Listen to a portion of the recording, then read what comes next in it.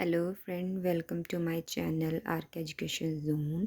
तो मैं आज यहाँ पे आप लोगों को लाइंस एंड एंगल चैप्टर है जो 9th स्टैंडर्ड में उसकी फर्स्ट थ्योरम एक्सप्लोर करूँगी। होप आप लोग को ये वीडियो अच्छी लगे। If two line intersect each other then the vertically opposite angle are equal. ये हमें प्रूव करना है कि अगर दो लाइन एक दूसरे को इंटरसेक्ट करती हैं जो vertically opposite angle, vertically opposite मतलब जैसे इसके वर्टिकली अपोजिट ये है, इसके वर्टिकली अपोजिट ये है, ये कट कहाँ कर रही है, इस पॉइंट पे कट कर रही हैं। तो यही हमें प्रूव करना है। तो इसके लिए जो हमें पहले गिवन है वो लिख लेते हैं। गिवन क्या है? Two lines intersect each other, दो लाइन है जो इंटरसेक्ट कर रही हैं एक दूसरे को। Let A B and C D lines intersecting at point O. ठीक, जो A B line C D line है वो यहाँ पॉइंट, इस पॉइंट को ओ नाम दिया गया, यहाँ पे एक दूसरे को काट रही हैं। अब हमें प्रूफ क्या करना है? ए ओ डी एंगल, ध्यान से देखो, ए ओ डी ठीक इक्वल है हमारे बी ओ सी के। ठीक, एक तो ये मतलब ये वाला एंगल इस वाले एंगल के इक्वल है। ठीक, और हमें क्या प्रूव करना है? यहाँ पे देखो आप लोग, डी ओ बी एंगल, देखो डी ओ बी का है, डी ओ बी ठीक सी ओ बी के इक्वल है। अगर हम लोग इसको ईजी करने के लिए थोड़ा सा इसको नाम दे लें तो ज़्यादा ईजी हो जाएगा। लाइक इस एंगल को हमने 1 मान लिया, इस एंगल को 2, 3, 4। तो अब हम देखा जाए तो हमें क्या प्रूव करना है? Angle 1 is equal to angle 2 और जो एंगल हमारा 3 है वो 4 के इक्वल है। अब शुरू करते हैं। ठीक, यहाँ पे here C D is a straight line. अब जिन भी दो एंगल को आपको प्रूव करना है कि इक्वल है, लाइक हमें यहाँ पे फर्स्ट और सेकंड को आपस में बराबर करना है। ठीक, तो इनके साथ कोई एक एंगल आप ले लो। ठीक, इन दोनों को छोड़ के चाहे 4 ले लो चाहे 3 ले लो। मैंने यहाँ पे 4 लिया है।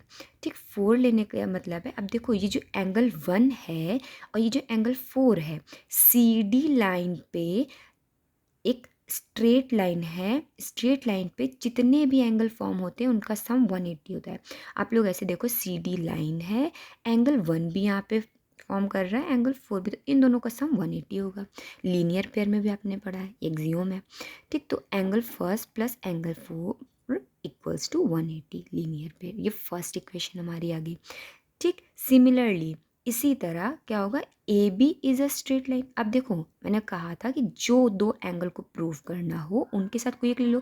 मैंने पहले यहाँ पे फर्स्ट के साथ फोर्थ लिया तो सेकंड के साथ मैं फोर्थ लो। अब देखो, जो सेकंड और फोर्थ एंगल है वो कौन सी लाइन पे फॉर्म हो रहा है? देखो, ए और बी लाइन पे दोनों फॉर्म हो रहे हैं। अगर आप लोग ऐसे देखो, इनका इनका सम भी कितना होगा? 180 हो जाएगा।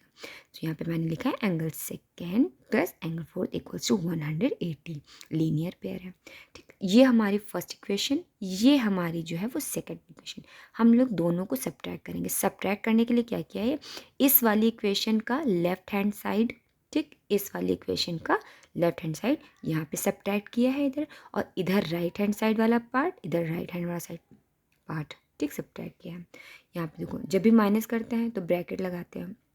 एंगल 1 प्लस एंगल 4, ये माइनस जब ब्रैकेट के अंदर जाएगा तो यहाँ पे जो चेंज हो जाएगी साइन, लाइक यहाँ पे जो एंगल 2 है प्लस का था तो माइनस का हो गया, यहाँ प्लस का 4 था तो ये प्लस और माइनस मिलके माइनस बनाते एंगल 4 माइनस का हो गया। यहाँ पे मैंने माइनस कर दिया, 0 आ गया। अब देखो यहाँ पे ये एंगल प्लस का है 4, माइनस का 4 कैंसिल हो जाएंगे, बचेगा क्या? Angle first minus angle second equals to 0। अब हम लोग इस 2 को उधर ले आएंगे। ठीक, angle first equals to angle 2। ठीक, हमें यही प्रूफ करना था। और हमने यहाँ पे एंगल फर्स्ट को, ठीक, किसका नाम दिया था? कौन सा एंगल का? ए ओ डी।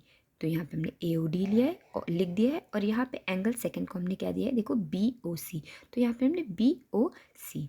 ठीक, सिमिलरली अब आपने एक एंगल देखो प्रूव कर दिया, ये पेयर जो था वो प्रूव कर दिया है। अब आप नीचे लिख सकते हो, similarly it can be prove that angle D O B equals to angle C O A.